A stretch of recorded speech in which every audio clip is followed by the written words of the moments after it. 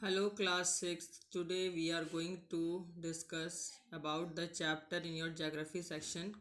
Chapter number 7th, Human Environment, Settlement, Transport and Communication. So in this chapter at first we have to know what is the settlements, and what are the different types of means of communication and transports. Okay. So start this discussion. Settlements. Settlements are places where people build their homes. Okay. So it means settlement flourished and civilization developed near river valleys. Or these settlements are started from those areas where the crop growing is good, and it became necessary to have a permanent home. The settlements grew near the river valleys as water was available and land was fertile. With the development of trade, commerce and manufacturing, human settlements became larger. बच्चों, settlements वो चीज़ होती है जिसमें ऐसी जगह पर घर बनाना जहाँ पर कोई ऐसा फर्टाइल लैंड हो जहाँ पर आप एग्रीकल्चर के लिए कुछ खेती के लिए कुछ उगा सकें, कुछ खेती कर सकें। तो यानी कि रिवर वैलीज़ के किनारे जहाँ पर फर्टाइल लैंड है वहाँ पर ह्यूमन बीइंग ने सबसे पहले अपने सेटलमेंट्स के लिए कुछ गुफाएं बनाई, कुछ वहाँ पेड़ काट करके कुछ गुफाएं बनाई, और कुछ पेड़ काट करके वहाँ पर अपने छोटे छोटे झोपड़े बनाए, घर बनाए। रिवर वैली से किनारे ही उनको फर्टाइल लैंड मिला, तो वहाँ पर धीरे धीरे ट्रेड और कॉमर्स भी डेवलप हुआ, व्यापार भी डेवलप हुआ, बहुत सारी मैन्युफैक्चरिंग हुई। तो ये हम देखते हैं कि अधिकतम मैक्सिमम देखा जाए तो जो ये नदी सभ्यता है, यानी कि नदी की घाटी के किनारे बहुत सारी सभ्यताएं बहुत ज़्यादा सेटल्ड हुई हैं। तो सेटलमेंट का मतलब है कहीं पर भी रहने का स्थायी निवास बनाना या अस्थायी निवास बनाना। और जब कोई वहाँ पर कहीं पर रहता है तो ये दो प्रकार का बनता है, एक स्थायी और एक अस्थायी। स्थायी का मतलब परमानेंट, टेम्परेरी, और परमानेंट सेटलमेंट, और अस्थायी का मतलब टेम्परेरी सेटलमेंट। परमानेंट सेटलमेंट का मतलब ये हुआ कि that settlement which have been produce और settled for a long period of time and which are based on the permanent basis. यानी कि परमानेंट बेसिस पर जहाँ पर परमानेंटली आप रहते हैं, बहुत सालों तक रहते हैं, बहुत सालों से रह रहे हैं, और वहाँ से आपका कहीं इधर उधर जाने का इरादा नहीं है, या इधर उधर कहीं मूव करने का, कहीं सेटल करने का, कहीं दूसरी जगह घर बनाने का इरादा नहीं है, और वहाँ लंबे समय तक रहते, तो परमानेंट सेटलमेंट हो जाता है। शॉर्ट टेम्परेरी सेटलमेंट वो सेटलमेंट होता है जहाँ पर आप शॉर्ट टाइम ऑफ पीरियड के लिए रहते हैं। आपने देखा होगा कि लोग जंगलों में रहते हैं, हॉट और कोल्ड डेजर्ट में रहते हैं, माउंटेन्स में भी निवास करते हैं कभी कभार। तो वो एक टेम्परेरी सेटलमेंट है, और वहीं पर आसपास रह करके वो हंटिंग है, गैदरिंग है ना। और पुराने समय में मैक्सिमम लोग पहाड़ों में रहते थे, जंगलों में रहते थे, गुफाओं में। वहाँ पर हंटिंग, गैदरिंग, शिफ्टिंग, कल्टीवेशन, एक बार यहाँ पर खेती की फिर दूसरी जगह वहाँ से छोड़ दी, दूसरी जगह गए, इस तरीके से शिफ्टिंग, कल्टीवेशन, ये सब करके ह्यूमन बींग अपना गुजारा करते थे। लेकिन धीरे धीरे जैसे जैसे समय पार होता गया वैसे वैसे लोग अपने परमानेंट हाउसेस बनाते गए और परमानेंट सेटलमेंट की तरफ बढ़ गए। अब आता है जैसे जो सेटलमेंट है वो दो टाइप का हमने देख रखा है, एक है रूरल एरियाज़ में और एक है अर्बन एरियाज़ में। रूरल एरियाज़ में देखा जाए तो सेटलमेंट में जैसे कि लोग क्या होता है अक्सर खेती में, खेती बाड़ी में, और फिशिंग, मत्स्य पालन में, फॉरेस्ट्री यानी कि जंगलों में से सामान इकट्ठा करना, लकड़ियाँ काटना, क्राफ्ट वर्क करना, ट्रेडिंग वगैरह करना, ये सब काम करते हैं। तो यानी कि रूरल सेटलमेंट जो होता है वो कॉम्पैक्ट भी हो सकता है और फैला हुआ भी हो सकता है। कॉम्पैक्ट सेटलमेंट होगा अगर, तो वहाँ पर जो बिल्डिंग एरिया होगा, डवेलिंग प्लेसेस होंगी जहाँ पर लोग रहते हैं, वो फ्लैट लैंड पे अवेलेबल होगा। और स्कैटर्ड सेटलमेंट में डवेलिंग प्लेस जो होगा वो बहुत ही वास्ट एरिया में, जैसे पहाड़ों में एक घर, पहाड़ों में एक एक किलोमीटर, दो दो किलोमीटर के दायरे पे होता है, तो वो स्कैटर्ड सेटलमेंट कहलाता है। और अगर पास पास घर है सारे तो कॉम्पैक्ट सेटलमेंट कहलाएगा। जैसे आपने प्लेन एरिया में देखा होगा कि बहुत पास पास सटे सटे घर बनाए जाते हैं। अब आता है कि जो रूरल एरियाज़ है वहाँ पर लोग जो वहाँ रहते हैं वो कैसे घर बनाते हैं। हैवी रेनफॉल के कारण वो घर अपने, उनकी छतें जो होती हैं स्लोपदार होती हैं, ताकि स्लैंटिंग रूफ्स बनाते हैं, जैसे कि कोई बर्फ़ को वगैरह या कोई पानी इकट्ठा ना हो सके उनकी छतों पर, तो ढालदार छतें बनाते हैं। और दूसरा है वो थिक मड वॉल्ड हाउसेस, यानी कि बहुत मोटी और मिट्टी के घर बनते हैं जिनमें मिट्टी की दीवारें बनाई जाती हैं, है ना। थैच्ड रूफ होती है उनकी, रूफ जो होती है छप्पर वगैरह छाए जाते हैं उनके। थैच्ड रूफ का मतलब है वहाँ का क्लाइमेट भी हॉट हो जाता है। लोकल मटेरियल्स, जैसे कि कुछ मटेरियल होते हैं जो लोकल होते हैं, जैसे स्टोन्स है, मड है, क्ले, स्ट्रॉ एट्सेट्रा, ये सब यूज़ की जाती है। कि जैसे भूसा है, धान है, बांस है, ये सब यूज़ किया जाता है कि जैसे कि वो सेटलमेंट के लिए वो कच्चे घर तैयार किए जा सके। ये देखिए आप डायग्राम में भी जैसे देख सकते हैं, ऐसे थैच रूफ होती है ना। अब आता है कि और देखिए ये वाला भी एक ये स्कैटर्ड सेटलमेंट का दिखाया गया है, दूर दूर घर है ना, पहाड़ों पे दूर दूर घर है। एक घर यहाँ पर है तो एक घर देखिए यहाँ पर आ रहा है, इतना इतनी दूर दूर। और देखिए ये वाला जो है कॉम्पैक्ट सेटलमेंट, कितना पास पास घर सटे सटे बनाए हुए हैं, ठीक है।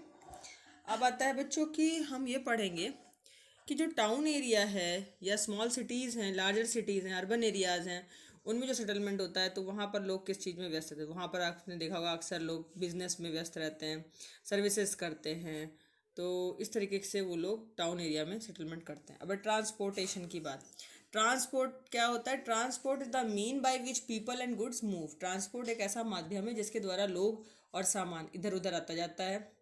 पहले के टाइम में ट्रैवल करते थे लोग बहुत लंबी लंबी दूरियां, एनिमल्स वगैरह पर सामान कैरी किया करते थे। लेकिन अब आजकल के टाइम में जब जब से व्हील का निर्माण हुआ है तो लोग ट्रांसपोर्टेशन ईजी हो गया है। और ये डेवलपमेंट ऐसे हुआ कि आज भी लेकिन पहाड़ों पर देखिए हॉर्सेस वगैरह के थ्रू ट्रांसपोर्टेशन लोग करते हैं। धीरे धीरे डोंकी पे भी आ गए, डोंकी पर, म्यूल्स पर, बुलक्स पर, बैलों पर, कैमल्स पर, ये सब सामान ढोते थे। लेकिन फिर उसके बाद में क्या हुआ, अब आजकल देखिए आजकल के टाइम में तो एरोप्लेन है जो कि बहुत ज़्यादा फास्ट ट्रैवल करता है। आप 6 से 8 मिनट घंटों में आप इंडिया से यूरोप जा सकते हैं। तो modern of means of transport भी डेवलप हो गया है। मॉडर्न मीन्स ऑफ ट्रांसपोर्ट ने क्या फ़ायदा दिया कि इससे टाइम बचता है लोगों का और एनर्जी यानी कि फ्यूल भी कम लगता है। फिर धीरे धीरे क्या हुआ कि अब हम लोग बात करेंगे कि कितने टाइप के ट्रांसपोर्ट्स हैं यहाँ पर हमारे देश में। रोडवेज़ है, रेलवेज़ है, वाटरवेज़ है और एयरवेज़ है। सबसे पहले बात करते हैं रोडवेज़ की। रोडवेज़ में देखिए दो टाइप की सड़कें बनती हैं, ये शॉर्ट डिस्टेंस के लिए भी और लॉन्ग डिस्टेंस के लिए। शॉर्ट डिस्टेंस के लिए जो रोड बनती है मैक्सिमम वो अनमेटल्ड रोड होती है। जैसे देखिए ये अनमेटल्ड रोड है, इस पर कोई दामन नहीं पड़ी है, कच्ची है रोड। और दूसरी बात है इस पर टाइल्स वगैरह छोटी बहुत बिछा दी। जैसे गाँव की अक्सर रोड होती है अनमेटल्ड रोड होती है, ये गाँव में बनाई जाती है मैक्सिमम। मेटल रोड का मतलब ये देखिए बिल्कुल पक्की डामर की सड़क सड़क बनी हुई कितनी बढ़िया सी। ये लॉन्ग डिस्टेंस के लिए बनाई गई है ताकि इस पर आराम से जो है सारे जितने भी व्हीकल हैं आराम से चल सकें, है ना।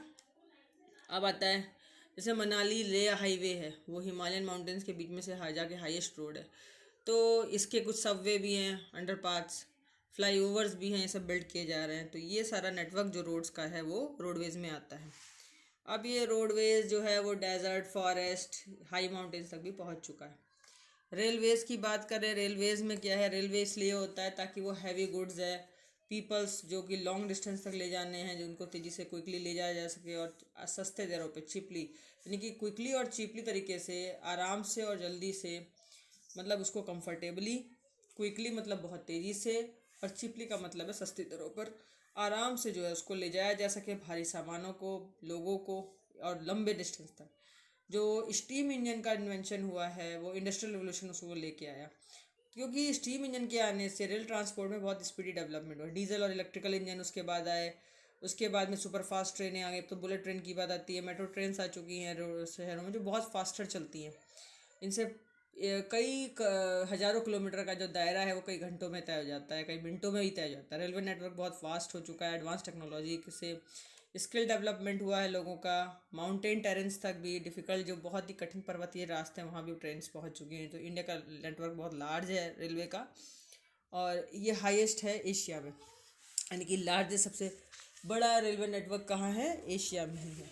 अब आता है कि you have already known about, अच्छा एक आपको बात बताती हूँ, जो दुनिया का सबसे बड़ा ट्रांस साइबेरियन रेलवे मार्ग है, दुनिया का सबसे बड़ा जो रेलवे मार्ग है वो ट्रांस साइबेरियन रेलवे मार्ग, वो लॉन्गेस्ट रेलवे स्टेशन है जो कि सेंट पीटर्सबर्ग से वेस्टर्न रशिया से होते हुए व्लादिवोस्टोक पैसिफिक कोस्ट तक जाता है।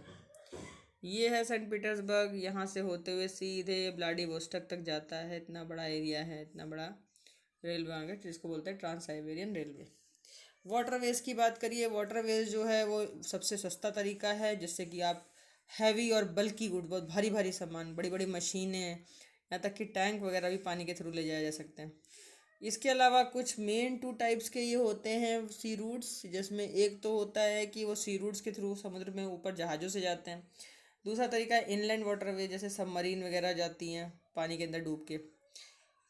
Navigation rivers and lakes are use as inland waterways.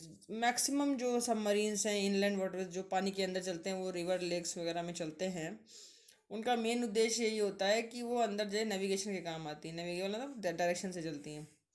कुछ इंपॉर्टेंट इनलैंड वाटरवेज जैसे हमारे यहाँ चलते थे गंगा ब्रह्मपुत्र रिवर सिस्टम से, great lake in north America, river Nile Africa में, उसमें भी सब में इनलेट यानी कि पानी के अंदर जो है वो पनडुब्बियाँ चलाई जाती हैं। सी रूट्स और ओशियन रूट जो है समुद्री मार्ग और बड़े बड़े समुद्रों के मार्ग जो हैं वो मोस्टली एक ये क्या करते हैं, जो व्यापार का सामान होता है उनको ट्रांसपोर्ट करने के लिए ले जाया जाते हैं, एक कंट्री से दूसरी कंट्री में व्यापार का सामान लोग और या व्यापारी लोगों को ले जाया जाता है। ये जो रूट्स होते हैं कनेक्टेड होते हैं पोर्ट्स के थ्रू, बंदरगाह से जुड़े होते हैं। कुछ इंपॉर्टेंट पोर्ट्स हमारे यहाँ जैसे आपने एशिया में देखा होगा सिंगापुर का बंदरगाह है, पोर्ट है, मुंबई का है, New York, Los Angeles north America में, रियो डी जेनरियो है साउथ अमेरिका में, डरबन है, केप टाउन है अफ्रीका में, सिडनी में सिडनी ऑस्ट्रेलिया में, लंदन रोटरडॉम यूरोप में। इसके बाद आता है बच्चों की एयरवेज की हम बात करें। वाटरवेज के बाद में एयरवेज जो है वो एक फास्टेस्ट वे है ट्रांसपोर्टेशन करने का अर्ली 20th सेंचुरी में। और एयर ट्रैफिक जो होता है वो बहुत ही एडवर्सली अफेक्टेड है by bad weather like fog. जैसे कभी कभी क्या होता है इसमें, लेकिन इसमें कॉस्ट ऑफ फ्यूल हाई होता है क्योंकि ये पेट्रोल जो एरोप्लेन में पड़ता है वो बहुत महंगा पड़ता है और बहुत ज़्यादा वो पड़ता है, उसी से चलता है, उससे उड़ता है एरोप्लेन। एयर ट्रैफिक एडवर्सली, कभी कभी क्या होता है कि ऊपर भी ट्रैफिक जाम हो जाता है क्योंकि कभी फॉग हो जाता है, वेदर ख़राब हो गया, स्टॉर्म्स आ गई, आंधी आ गई, तो भी एयर ट्रैफिक जाम हो जाता है और नहीं चल पाता। So it is the only mode of transport to reach the most remote and distant areas, especially where there are no roads and railways। मतलब ये बहुत ही बड़ा सोफिस्टिकेटेड तरीका है जिसमें कि आप लंबी दूरी तक जा सकते हैं और उसके लिए आपको कोई रोड और रेलवे की ज़रूरत नहीं है, बस खाली आप इसमें बैठिए और उड़ के चले जाइए। हेलीकॉप्टर जो है एक्सट्रीमली लोग यूज़फुल है जहाँ पर कोई चीज़ नहीं जा सकती, जहाँ पर कोई कामिटीज़ आ जाए या कोई मान लीजिए नेचुरल कोई डिज़ास्टर हो जाए, प्राकृतिक आपदा आ गई हो, तो वहाँ पर जैसे आपने देखा होगा कि फ्लड वगैरह आ जाता है तो लोग रेस्क्यू करने के लिए जाते हैं, तो वो सब हेलीकॉप्टर्स के थ्रू जाते हैं जाते जिससे कि वो फूड वगैरह का, वाटर क्लोथिंग का डिस्ट्रीब्यूशन कर सकें, खाना बांट सकें, मेडिसिन है, क्लोथ्स है, वाटर वगैरह बांटते हैं उसमें, पेयजल वगैरह ना। अब है कुछ इंपॉर्टेंट एयरपोर्ट्स जैसे दिल्ली, मुंबई, न्यूयॉर्क, लंदन और पेरिस, फ्रैंकफर्ट, कायरो, ये सब जो है आपके एयरवेज हैं। अब बच्चों आता है इसके बाद कम्युनिकेशन। कम्युनिकेशन क्या है? कम्युनिकेशन एक प्रोसेस है of conveying message to others. Communication is the process of conveying your message to the others, यानी कम्युनिकेशन एक ऐसा तरीका है जिसमें आपका जो मैसेज है, आपका संदेश दूसरों तक कैसे पहुंचेगा। अब हमारे यहाँ इस समय एडवांस टेक्नोलॉजी डेवलप हो चुकी है जैसे कि ह्यूमन बीइंग ने इसको और ज़्यादा फास्ट और न्यू बना रख दिया है कम्युनिकेशन में। कम्युनिकेशन में आपने देखा होगा कि पहले, सबसे पहले हमारे यहाँ कुछ भी नहीं था तो हमारे रेडियो चलते थे, फिर टेलीविज़न आया, टेलीविज़न के तब 50 चैनल आ गए, मास मीडिया आ गया, सोशल मीडिया भी आ गया। सैटेलाइट्स के बढ़ने से जो कम्युनिकेशन का मीडिया है वो बहुत फास्टर हो गया है, यहाँ तक कि डिज़ास्टर मैनेजमेंट में, डिज़ास्टर की वार्निंग में, वेदर फोरकास्ट करने में, अंडरग्राउंड वाटर क्या स्थिति है, मिनरल वेल्थ वगैरह, फॉरेस्ट वगैरह सर्वे, ऑयल का एक्सप्लोरेशन, ये सब कम्युनिकेशन के थ्रू ही होता है। कई लोग क्या करते हैं, हम लोग अभी आजकल संदेश भेजने के लिए इलेक्ट्रॉनिक मेल, ईमेल का यूज़ करते हैं इंटरनेट के थ्रू। अब कोई भी टेलीफोन कम्युनिकेशन भी पसंद नहीं करता, सीधे ईमेल भेज देता है, फैक्स वगैरह जाते हैं। तो ये एक इंटरेक्टिव तरीका है इंटरनेट जो कि आपको बहुत ही सुविधाएं प्रदान करता है और वर्ल्ड वाइड इंफॉर्मेशन इंटरेक्शन बनाता है आपका लोगों के साथ में, और बहुत ही कंफर्टेबल है। आप इंटरनेट पे बैठे बैठे सर्फिंग करते हैं तो आप दूसरे यूरोप तक के बैठे हुए इंसान से भी तुरंत जुड़ सकते हैं। तो अब हमने देखा कि रेलवे और एयरवेज के टिकट्स जो है वो आपके सिनेमाज वगैरह के, होटल्स वगैरह के सिटिंग है ना, घर में बैठे ही बैठे रेलवे के टिकट, एयरवेज के टिकट आपके, और होटल का कुछ भी, सिनेमा घर में जाना है, होटल में जाना है, कहीं पर भी रुकना है, स्टे करना है, वो सब के टिकट आपके तुरंत इंटरनेट के माध्यम से तुरंत रिजर्व हो जाते हैं। तो इस तरीके से इंटरनेट ने लोगों की कनेक्टिविटी, लोगों की सर्विसेज को, लोगों के इंस्टीट्यूशंस को पूरे वर्ल्ड वाइड जोड़ दिया है और लार्ज ग्लोबल सोसाइटी बना के रख दी है। तो ग्लोबल सोसाइटी में देखिए किस तरीके से आपका कम्युनिकेशन नेटवर्क काम करता है। ये मेजर सी पोर्ट आपको दिखाए गए हैं इस डायग्राम में, एंड एयरवेज, ठीक है। ये इतने सारे जो आपको रेड रेड दिख रहे हैं ये बच्चों हैं आपके एयर रूट्स, ये हवाई जहाज के। अगर आपको सैन डियागो जाना है तो सैन डियागो से मेक्सिको सिटी और लॉस एंजलिस से उड़ेंगे, यहाँ से यहाँ तक। ब्यूनस आयर्स से उड़े तो केप टाउन अफ्रीका पहुँच गए, यानी कि साउथ अमेरिका से अफ्रीका। फिर साउथ अफ्रीका में जोहान्सबर्ग से उड़े, पहले आप कहाँ जाएंगे, मॉरिशस, मॉरिशस से उड़े और फिर गए ऑस्ट्रेलिया। ठीक, अब ये सी रूट है। सी रूट में इस तरीके से दिखाया गया है, ये साओ पोलो है, यहाँ पर से रियो डी जनरियो, यहाँ से जाएंगे सी रूट के माध्यम से और कैप टाउन पहुँचेंगे। डरबन से होते हुए आप जाएंगे पेरू। ओके, तो इस तरीके से ये सी रूट है। देखिए न्यूयॉर्क से चले और पहुँचे जिब्राल्टर। ये देखिए मियामी से चले पनामा, पनामा नहर से ना बेंगोला तक पहुँचे। बच्चों इस तरीके से ये चैप्टर हमारा अब यहाँ फिनिश होता है। I hope that you will well understand with this lesson, और please keep watching again and again to well understand of this. और बच्चों please subscribe my channel and share it videos too, and in my next video I will come back soon. So please keep watching. Till then, goodbye. Bye bye.